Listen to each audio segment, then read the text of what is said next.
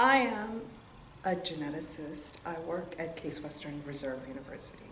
I'm a professor of population and quantitative health sciences. And so I work on large studies of age-related macular degeneration.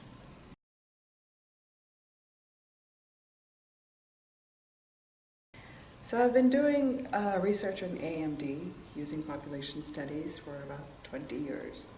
I have a laboratory that's a hybrid laboratory, so I have a computational background, but I also have a wet laboratory. So part of what we do is we collect data from very large data sets and then try to extract information about genetic risk and genetic architecture in those populations for age-related macular degeneration.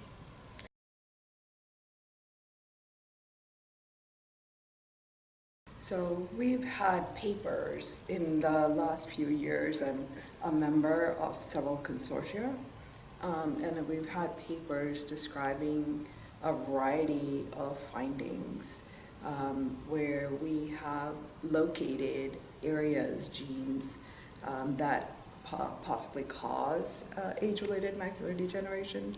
As you know, it's a multifactorial disorder wherein both genes and environment play a role. At the current time, I'm working on a very large data set. I got involved in it about 2 years ago. It's called the Million Veteran Program.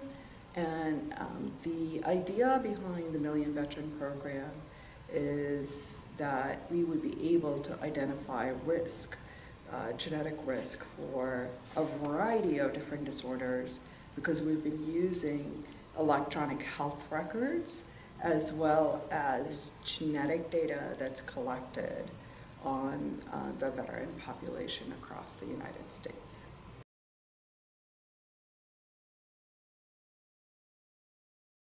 So the veterans have to volunteer for this. The VA has an entire program dedicated to this. They intend to collect 1 million veterans in a very large initiative. They have funding for already collecting the veterans. They've so far consented and gotten baseline information on about 650,000 veterans. The data that I was presenting at ARVO was based on about half that sample size, because so about 350,000 veterans, because the data, not the electronic health record data, but the genetic data is not yet available on the other half.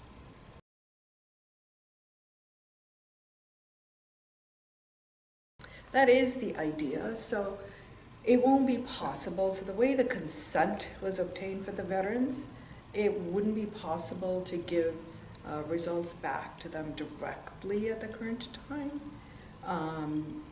But the idea is to eventually turn these genetic risks into translatable products, both in terms of providing risk information to the veterans, but also the community in general is interested in the genes that we find as drug targets.